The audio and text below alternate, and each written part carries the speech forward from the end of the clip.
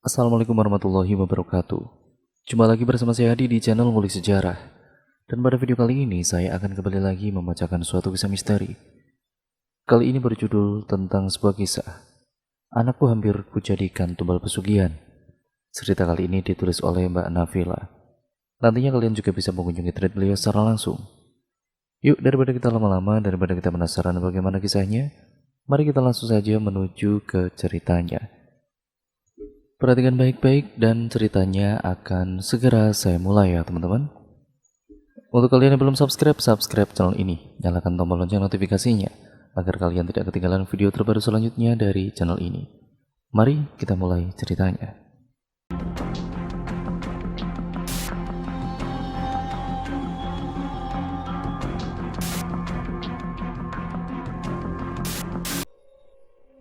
Suatu malam di sebuah desa yang berada di Provinsi Jawa Timur terasa sangat sepi. Langit terlihat hitam karena sang rembulan tidak menampakkan diri. Demikian pula dengan bintang-bintang, mereka bersembunyi entah di mana. Mungkin karena malam itu tengah hujan. Walau tidaklah deras, hanya gerimis halus sejak sore tadi. Para warga memilih berdiam diri di dalam rumah masing-masing, walau saat itu baru jam 7 malam.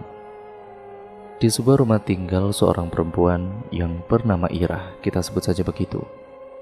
Kini Ira tengah hamil besar, bahkan tinggal menunggu waktu di mana ia melahirkan saja. Ia merebahkan dirinya di ruang keluarga berkumpul dengan ketujuh anaknya. Ia terlihat gelisah karena memikirkan suaminya yang belum pulang dari luar Jawa dan tidak tahu kapan suaminya akan pulang. Pada masa itu sangat sulit untuk berkomunikasi karena tidak seperti pada masa saat ini yang sudah banyak macam alat komunikasi. Bu, bapak kok belum pulang juga ya? Emangnya bapak pergi ke luar Jawa itu mau ngapain, Bu? Tanya Mamang anak laki-laki yang keenam yang pada saat itu berusia 7 tahun. Iya nak, ibu juga tidak tahu kapan bapak pulang. Bapak keluar Jawa mau jual sawah kita yang di sana. Jawab Ira berbohong. Bu, nanti kalau bapak pulang belikan Mamang sepeda ya, ujar Mamang lagi. Iya, nanti bapak yang belikan, asal kamu jangan nakal ya nak. Mendengar ucapan sang ibu, Mamang terlihat sangat senang. Lalu ia tertidur dengan lelap, demikian pula dengan anak-anaknya yang lain. Di saat semua anak-anaknya tertidur, tentunya suasana yang terasa begitu sunyi. Ira semakin resah. Di saat itulah samar ia mendengar suara bisikan di telinganya. Kamu harus jaga anak yang ada di dalam kandunganmu. Dia adalah milikku. Mendengar suara bisikan itu, sontak membuat Ira terkejut. Seketika juga bulu kuduknya ini meremang. Ira terus beristighfar. Belum lagi hilang rasa takutnya dan juga terkejutnya yang secara tiba-tiba itu. Lalu kemudian, krut. Krut. Terdengar seperti suara cakaran tangan dengan kuku yang tajam di dinding papan rumahnya, di mana saat itu ia bersandar. Tentu saja Ira ini terkejut, bahkan tercingkat dari tempat duduknya dan kemudian menjauhi dinding itu. Ira sangat ketakutan. Tubuhnya gemetaran, sepersekian detik suara garukan pada dinding tidak terdengar lagi. Namun berganti dengan suara-suara langkah berat di luar sana seakan banyak orang tengah berjalan mengelilingi rumahnya. Belum lagi suara-suara geraman dan juga tangisan bayi. Astagfirullah, suara apa itu? Kali ini Ira ini mulai menangis walau tidak sampai bersuara. Bapak, kenapa bapak tega menubalkan aku? Terdengar suara anak kecil berteriak dan menangis dari luar rumah dan suara itu terus berulang kali terdengar. Tubuh Ira semakin gemetaran antara rasa takut yang teramat sangat dengan rasa iba terdengar suara teriakan dan tangisan anak kecil itu yang entah suara anak siapa. Tok tok tok, terdengar suara ketukan pintu di tengah situasi sangat menegangkan itu. Suara ketukan itu terdengar dari pintu depan. Ira tidak bergerak, ia hanya diam dan dengan dada berdebar. Suara ketakutan itu terus berulang hingga terdengar suara memanggil. Bu, buka pintu bu, ini bapak pulang bu. Demikian suara itu berkata. Hah, bapak udah pulang? Ira berkata dalam hati. Lalu dengan rasa ragu dan juga takut, perlahan ia berdiri dari duduknya dan mulai melangkah menuju pintu depan. Setelah berada di depan pintu, sesaat ia berdiri ragu akan membuka pintu itu. Lalu ia berkata untuk memastikan jika yang di luar benar suaminya atau bukan. "Siapa di luar sana?" Demikian tanyanya. "Bu, ini bapak pulang, Bu. Cepat buka pintu, bapak capek nih," jawabnya dari luar. Memang Ira ini kenal dengan suara suaminya, tapi hanya memastikan saja kebenarannya karena sebelumnya ia baru saja mengalami hal yang menakutkan. Lalu Ira membuka pintu. Benar saja di depan pintu itu berdiri suaminya, yaitu Rajib, yang tengah memikul karung besar. "Bu, bapak pulang, Bu. Bapak pulang ini." Bak! Begitu ia membuka pintu dan mengetahui suaminya yang pulang, adanya Ira langsung ambruk dan terjatuh tidak sadarkan diri di depan pintu. Tentu saja hal itu membuat Rajib terkejut dan panik. Bukannya senang ia pulang, justru istrinya malah pingsan. Rajib ini langsung masuk ke dalam rumah, menurunkan karungnya, lalu kemudian memangku tubuh istrinya dan dibaringkan di ruang keluarga. Lalu Rajib ini menutup pintu kembali rumahnya. Di saat itulah, tanpa sengaja Rajib ini memandang ke arah luar pintu rumah. Astagfirullah. Rajib beristighfar karena ia terkejut. Di luar sana itu, tepat di depan pintu rumahnya, ia melihat sosok tinggi besar dan hitam tengah berdiri menatap ke arahnya. Sosok itu mengerang pelan, mulutnya menyeringai memamerkan gigi taring yang panjang. Dengan cepat Rajib menutup pintu dan menguncinya. "Siapa makhluk itu? Kenapa di depan pintu rumahku?" Ayam sudah berkokok menandakan waktu pagi telah tiba. Pagi yang cerah secerah raut wajah Rajib. Pagi itu Rajib terlihat sangat senang, karena ketika subuh hari ia terbangun dari tidurnya, langsung mengecek isi karung yang ia dapatkan dari Aki Odeng. Ternyata isi karung itu sudah berubah semua, yaitu dari bentuk dedaunan kering menjadi lembaran uang. Rajib masih diam, tidak memberitahukan kepada istrinya, apalagi kepada anak-anaknya, jika ia pulang membawa uang sekarung besar. Pagi itu pula, Ira telah sadar dari pingsannya. Walau masih terlihat masih pucat, mungkin rasa takut yang ia rasakan masih terasa di benaknya. Yang membuatnya pingsan tiada lain karena saat membukakan pintu untuk suaminya itu, ia melihat penampakan yang sangat menyeramkan tepat di belakang suaminya. Selain Ira yang sangat senang dengan kedatangan Rajib, ketujuh anaknya itu juga sudah pasti senang sekali dan juga bahagia. Di ruang keluarga mereka ini berkumpul sambil sarapan pagi. "Pak, katanya mau belikan sepeda buat Mamang." "Mana sepedanya? Kok nggak ada, Pak?" tanya Mamang sembari merengek. "Iya ya, tenang saja ya. Nanti Bapak belikan sepedanya semuanya kok," jawab Rajib sembari tertawa ringan. "Masa iya semuanya sepeda, Pak? Rojak kan sudah besar. Jangan sepeda lah, Pak. Rojak mau sepeda motor saja. Soalnya sekolah Rojak kan jauh, Pak," sambung Rojak, anak pertamanya yang pada saat itu sudah sekolah di kelas 2 SMA. "Iya, tenang saja. Nanti Bapak belikan kok. Tapi kalian semuanya janji ya sama Bapak, sekolah yang rajin, supaya kalian kelak menjadi orang yang sukses," ucap Rajib dengan raut wajah yang terlihat serius. Singkat ceritanya, 3 hari sudah Rajib ini berada di rumahnya. Dalam 3 hari itu sudah beberapa perubahan yang ia lakukan. Mulai dari merenovasi rumah, membeli sepeda motor 2 unit, beberapa unit sepeda buat anak-anaknya, perabotan elektronik, dan tidak lupa segala kebutuhan dan perlengkapan bayi. Tentu saja perubahan pada kehidupan Rajib ini menjadi bahan sorotan warga kampung. Ya, dari mana tiba-tiba saja Rajib ini punya banyak uang? Menanggapi banyak pertanyaan warga, Rajib menjawab dengan santai. Jika ia baru saja pulang dari luar Jawa dan habis menjual harta warisan dari orang tuanya. Sebagian warga percaya saja, karena memang di desa itu kebetulan tidak ada yang sekampung dengannya, kecuali Atang. Rajib tidak bisa berbohong. Ia berkata jujur kepada Atang dari mana semua harta yang ia miliki saat ini. Suatu malam Rojib ini bertandang ke rumah Tatang. Ia membawa banyak oleh-oleh untuk Tatang, yang mungkin sebagai ucapan terima kasihnya kepada Tatang karena apa yang ia miliki saat ini salah satunya jasa dari Tatang juga. Rojib dan juga Tatang mengobrol serius di teras depan rumah Tatang. "Tang, aku mengucapkan banyak terima kasih ya sama kamu atas bantuannya," ucap Rojib mengawali obrolan. "Ah, terima kasih untuk apa, Jib?" jawab Tatang pula. "Ya semuanya, Tang, karena ini kan juga atas jasamu yang sudah memberikan petunjuk dan juga alamatnya," jawab Rojib lagi. Mendengar ucapan Rojib, Tatang ini hanya tersenyum kecut. Lalu ia berkata dengan pelan kepada Rojib, "Jib, siapa yang kamu jadikan tumbal?" Demikian tanya Tatang kepada Rojib dengan suara sedikit bergetar.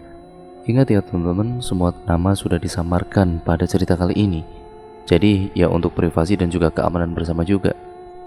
Karena nama itu kan merupakan hal yang sensitif ya teman-teman, bisa menyangkut nama orang. Tapi di cerita kali ini semua nama sudah disamarkan. Jadi tidak ada maksud untuk menyinggung orang-orang tertentu atau ya siapapun itu ya teman-teman. Ya mungkin kesamaan nama tokoh hanya kebetulan dari si penulis ya teman-teman. Mari kita lanjut ceritanya.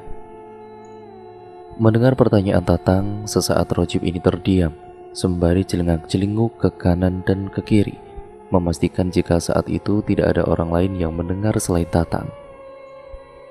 Lalu Rojib berkata dengan suara pelan pula, "Anakku yang masih ada di dalam perut istriku, Tang," demikian bisiknya kepada Tatang.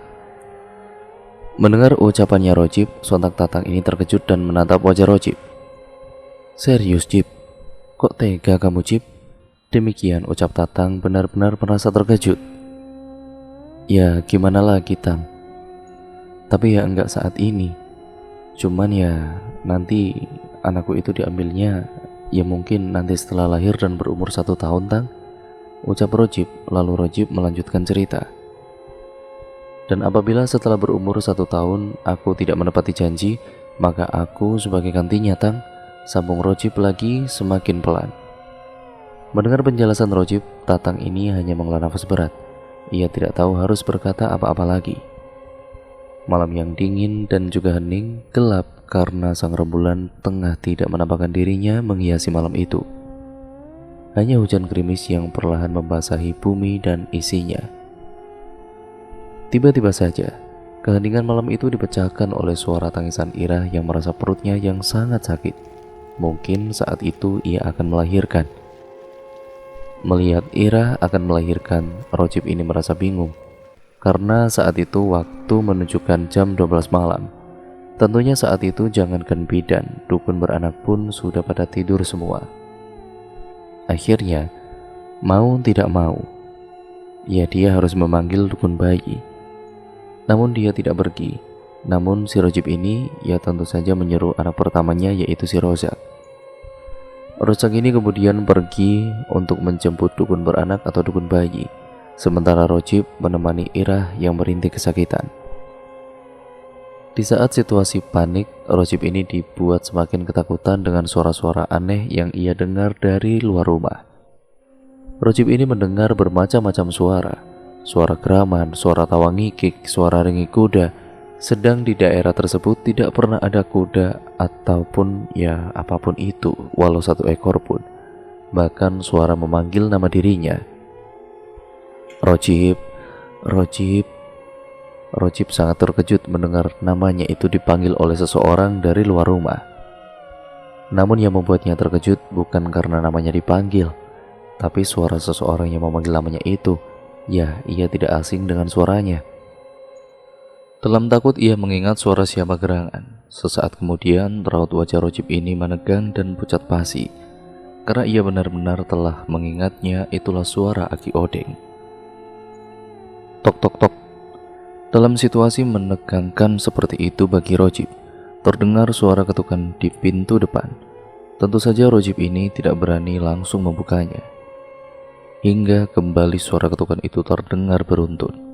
Rojib ini beranjak melangkahkan kakinya mendekati pintu itu. Dengan tergagap ia bertanya, "Siapa di luar?" Demikian tanya Rojib. "Aku, Pak. Rojak, cepat buka, Pak," Jawab seseorang dari luar dan ternyata itu Rojak, anak pertamanya yang tadi ia suruh untuk menjemput dukun bayi. Rojib menghela nafas lega, lalu ia membuka pintu dengan segera. Lama betul buka pintunya, Pak. Kami ketakutan, Pak. Kami diikuti makhluk seram, ucap Rojak dengan napas tersengal-sengal. Ia merasa bahwa dukun bayi itu di perjalanan menuju rumah diikuti makhluk hitam yang menyeramkan hingga di depan rumah. Singkat ceritanya, malam itu anak ke-8 Rojib dan Ira lahir dengan sehat dan selamat. Bayi mungil berjenis kelamin perempuan. Ira sangat senang sekali. Demikian pula dengan Rojib. Namun di balik rasa senang dan bahagianya Rojib terselip rasa sedih dan juga takut. Karena jelas setahun mendatang ia harus menyerahkan putri satu-satunya itu ke jin pesugihan. Anak Rojib ini menjadi 8 orang. Namun anak perempuannya hanya 1, yaitu bayi yang baru lahir ini. Hari berganti hari, bulan berganti bulan. Demikian terus berjalan sebagaimana mestinya kehidupan keluarga Rojib dari segi ekonomi terlihat semakin meningkat secara pesat. Rojib dapat dikatakan jadi orang paling kaya di desa itu. Selain kebun sawit yang luas, ia juga memiliki usaha lain seperti toko sembako di beberapa tempat. Dengan demikian, jelas tidak pernah lagi ia merasakan kekurangan masalah kebutuhan hidup. Namun, semua itu apakah sudah menjamin Rojib ini bahagia? Ternyata, harta yang melimpah tidaklah membuat Rojib bahagia, dan ketidakbahagiaannya hanya ia sendiri yang tahu. Karena Rojib ini masih merahasiakannya, hingga saat itu tidak ada seorang pun yang tahu dari mana ia mendapatkan harta kekayaannya. Walau beberapa kali sempat istrinya bertanya kecuali Tatang. Setiap Rojib memandang wajah putrinya yang semakin hari semakin terlihat lucu dan cantik, ia selalu menangis. Tentunya ia berusaha agar kesedihan serta tangisannya itu tidak terlihat oleh Ira. Sebenarnya, akhir-akhir ini semakin kuat rasa curiganya Ira terhadap Rojib. Pasti, ya jadi ada sesuatu hal yang buruk yang akan terjadi. Karena ia sering melihat kelebatan-kelebatan bayangan hitam tidak jelas di rumahnya. Bahkan pernah juga ia melihat sesosok menakutkan tengah menimbang bayinya di saat terjaga tengah malam. Dan masih banyak lagi hal-hal yang ganjil terjadi selama setahun terakhir ini. Namun setiap ia sampaikan kepada Rojib, selalu saja suaminya itu mengelak dan berkata jika semua itu hanyalah halusinasi. Suatu sore yang tenang dan kemudian selepas bada asar, Rojib ini pamitan kepada istrinya jika ia hendak main ke rumah Tatang sahabatnya itu. Setibanya di depan rumah Tatang, kebetulan saat itu Tatang tengah berada di rumahnya, yaitu Rojib dan juga Tatang duduk santai mengobrol di teras depan. Ada apa Jib kemari? Tumben biasanya sibuk terus, tanya Tatang membuka obrolan. Iya Tang, aku memang sibuk terus. Ya biasalah urusin usahaku. Oh iya Tang, aku mau cerita sama kamu. Demikian jawab Rojib kepada Tatang. Namun ucapannya ini terhenti. Terlihat raut wajahnya berubah muram. Bahkan kedua matanya ini berkaca-kaca. Tentu saja hal itu membuat Tatang merasa heran dan bertanya-tanya lagi. Kamu kenapa kok sedih? Ada masalah apa Jib? Tanya Tatang sembari menepuk pelan bahu kanan Rojib. Ayolah kita ngobrolnya di dalam saja, tidak enak nanti dilihat orang, sambung Tatang sembari beranjak berdiri dan melangkah masuk ke dalam rumah. Setelah masuk, Tatang ini mempersilahkan duduk di ruang tamu dan melanjutkan mengobrolnya. Ada apa dengan kamu Jib? Kelihatannya kamu sedih sekali. Kembali Tatang ini bertanya mengawali obrolan.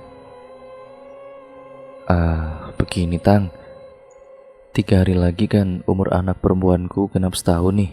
Dan kamu tahu kan maksudnya? Demikian ucap Rojib pelan. Dan kali ini Rojib tidak dapat membendung lagi air matanya. Butiran bening menetes dan mengalir di pipinya. Mendengar ucapan Rojib, Tatang sangat terkejut. Lalu ia berkata, Astagfirullah, iya juga Jib, tidak terasa waktu berlalu cepat ya. Ucap Tatang pelan namun jelas terdengar ada kecemasan dari nada suaranya. karena tentunya Tatang sangat mengetahui dan memahami arti genap setahun umur anaknya Rojib itu. Lalu, bagaimana Cip? Sambung Tatang lagi bertanya. Tang, aku tidak sanggup dan tidak rela rasanya menyerahkan anakku ke para jin itu. Biarlah aku yang menggantikannya, jawab Rojib dengan pasti.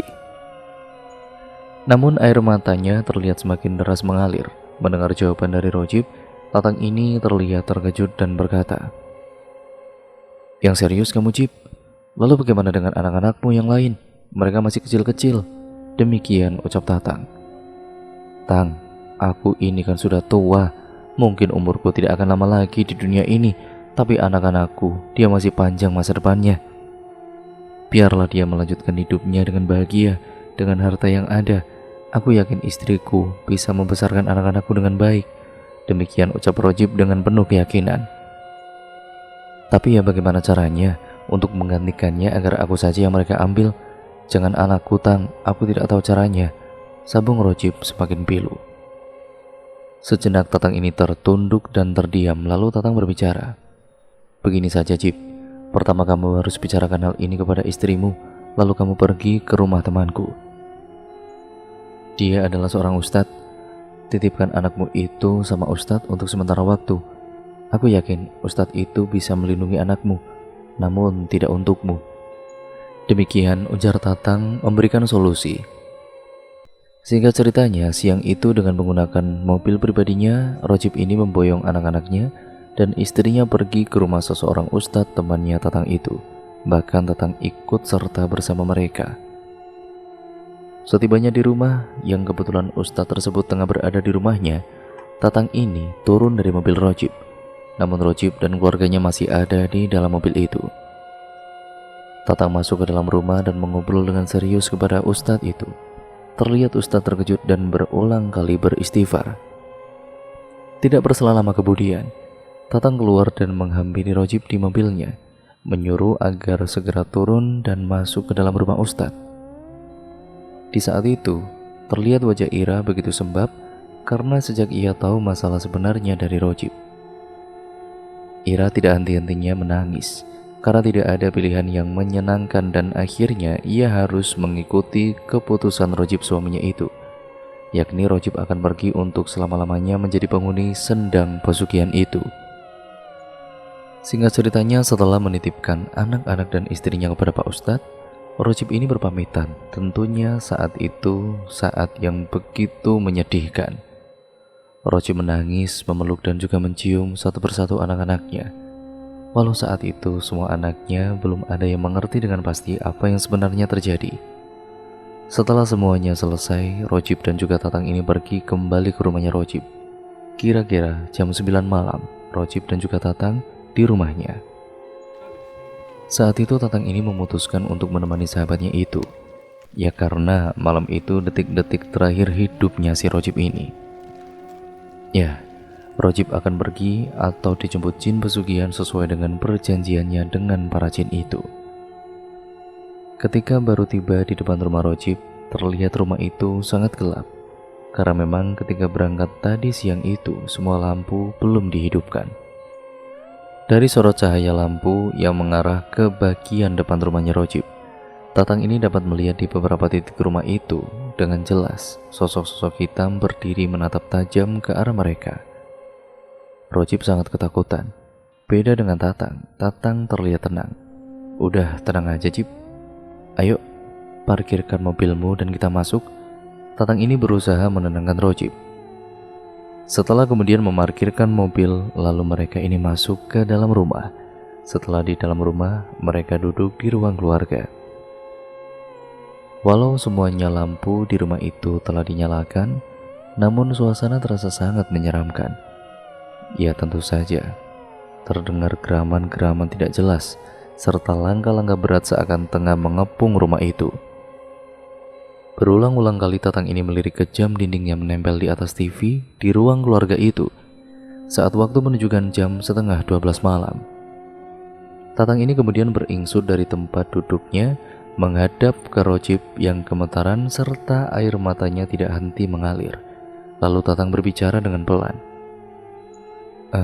Jib, Sebentar lagi saatnya mereka datang untuk menjemput anakku. Namun kamu telah mengingkari perjanjian itu. Jadi kamu harus siap dengan apa yang akan terjadi kepadamu ya. Jangan pernah kamu jawab apapun dari mereka karena mereka itu licik. Mereka akan berusaha menarik kamu dan keturunanmu. Maka dari itu, apapun yang terjadi kamu harus diam dan terima saja konsekuensinya. Urusan selanjutnya, biar aku yang urus. Jangan khawatir, tidak lama lagi aku juga akan menyusulmu ke sana, Jip, untuk mempertanggungjawabkan apa yang aku lakukan. Karena aku sudah terikat perjanjian juga dengan mereka, ucap Tatang panjang lebar. Mendengar ucapan dari Tatang, Rojib ini hanya diam dan menganggukkan kepala saja. Rojib menangis dan memeluk Tatang sembari berkata, "Tang, kamu sahabatku. Aku titip anak-anak dan juga istriku ya." Demikian ucapannya. Lalu kemudian dia melepaskan pelukan dari Tatang. Kemudian Rojib melangkah masuk ke dalam kamarnya dan menutup rapat pintunya. Tinggallah Tatang duduk sendiri di ruangan itu. Kembali Tatang ini melirik jam dinding. Waktu menunjukkan tepat pukul jam 12 malam. Raut wajah Tatang ini terlihat tegang. Tiba-tiba saja, krek, dam. Laksana terjadi gempa bumi serta rumah itu berguncang hebat. Terdengar pula suara ledakan keras dari kamar Rojib. Sesaat kemudian, situasi kembali tenang, hening, tidak terdengar suara apapun. Bahkan sosok-sosok yang berseliweran di rumah itu seketika lenyap. Namun rumah itu terasa panas sekali serta bau sangit bagai aroma daging yang hangus terbakar. Setelah dapat menguasai diri, Tatang ini bangkit berdiri dan melangkah mendekati pintu kamar Rojib. Perlahan ia membuka pintu kamar Rojib. Setelah terbuka, Tatang ini mengarahkan pandangannya ke dalam. Namun di dalam kamar itu terlihat gelap sekali, serta penuh dengan kepulan asap putih seperti ada yang terbakar. Tatang kemudian meraih senter besar yang berada di atas meja kecil dekat pintu kamar itu. Lalu dengan senter itu, Tatang ini melihat ke dalam kamar Rojib. Di saat itulah Tatang melihat tubuh Rojib tergeletak di lantai kamarnya. Kini Rojib hangus dan tidak bernyawa lagi. Innalillahi wa inna ilaihi raji'un. Selamat jalan Rojib, tunggu aku di sana. Demikian Tatang berkata dalam hatinya. Singkat ceritanya, malam itu juga Tatang menghubungi RT atau RW setempat dan meminta kepada RT atau RW agar kondisi jenazah Rojib ini jangan sampai banyak yang melihat, karena kasihan Rojib kondisi jenazahnya sangat memprihatinkan. Warga tetangga mengira jika Rojib meninggal karena disambar petir. Karena bertepatan pada kejadian meninggalnya Rojib, di desa itu tengah hujan deras, sangat banyak petir sekali. Hingga semua warga bahkan RT atau RW beranggapan sama, yaitu Rojib meninggal karena tersambar petir. 3 hari kemudian, Tatang ini menjemput anak-anak dan juga istri Rojib itu untuk kembali ke rumahnya, melanjutkan kehidupan di dunia ini sesuai dengan harapan Rojib. Rojib ini mengorbankan dirinya demi keluarga yang ia sayangi, walau jalan yang ia tempuh salah, bahkan sangat sesat sekali. Tidak butuh waktu lama setelah kepergian suaminya yaitu Rojib, Ira ini beserta ke-8 anaknya kembali hidup seperti semula. Semua usaha yang sudah dirintisnya bangkrut dalam sekejap. Beberapa toko sembako ludes dimakan sang jago merah. Usaha dan juga yang lainnya pun kena tipu karena kerjanya dan sudah tidak dapat bisa diselamatkan kembali. Rojak sebagai anak paling tua, ia pun penasaran dengan semua yang telah terjadi. Aneh sekali baginya, bapaknya yang tiba-tiba punya uang banyak, tapi itu semua hanya bertahan sampai 1 tahun. Setelahnya hilang dalam sekejap. Ira yang sudah didesak oleh anaknya dengan berbagai pertanyaan pun mau tidak mau harus menjelaskan secara detail tentang apa yang sudah dilakukan oleh bapaknya. Rojak pun sebagai anak paling tua, ia mempunyai tanggung jawab yang paling besar untuk bisa menghidupi ibunya dan juga adik-adiknya. Tidak mau bernasib seperti bapaknya, Rojak pun mencari pekerjaan hingga keluar kota. Dan juga ia ingat perkataan dari Pak Ustadz sewaktu ia tinggal di rumahnya. Mendapatkan kebahagiaan dengan cara yang salah, bahkan sesat, itu tidak akan pernah kita dapatkan. Karena jelas semua itu hanya tipu daya iblis atau setan yang berusaha menjerumuskan kita ke jalan yang sesat. Tetap berusaha dan berjuang dalam ridho dan juga di jalan Allah ya teman-teman. serta berbanyaklah bersyukur atas apa yang telah Allah berikan kepada kita. Niscaya kita akan selalu merasa cukup dan bahagia tentunya. Dan cerita pun akhirnya selesai sampai di sini. Terima kasih untuk kalian semua yang sudah menyimak dan mendengarkan cerita kali ini. Bagaimana menurut kalian cerita kali ini? Kalian bisa komen di kolom komentar. Jangan lupa like, komen, dan share sebanyak-banyaknya ya teman-teman. Terima kasih juga atas support kalian selama ini. Pokoknya apapun yang terkandung dalam cerita kali ini, baik buruknya pesannya, semoga kalian bisa mengambil sisi positifnya, hal-hal yang positifnya. Pokoknya sisi baiknya kalian ambil, sisi buruknya kalian buang jauh-jauh.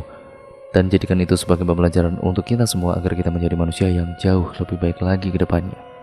Sekian dan terima kasih. Dan untuk kalian yang memiliki pengalaman horor atau cerita-cerita horor lainnya, kalian bisa kirimkan ke alamat email kami. Nantinya ditulis oleh Manavila. Nantinya akan saya bacakan di channel ini. Sekian dan terima kasih. Kurang lebihnya mohon maaf, video ini saya akhiri. Wassalamualaikum warahmatullahi wabarakatuh.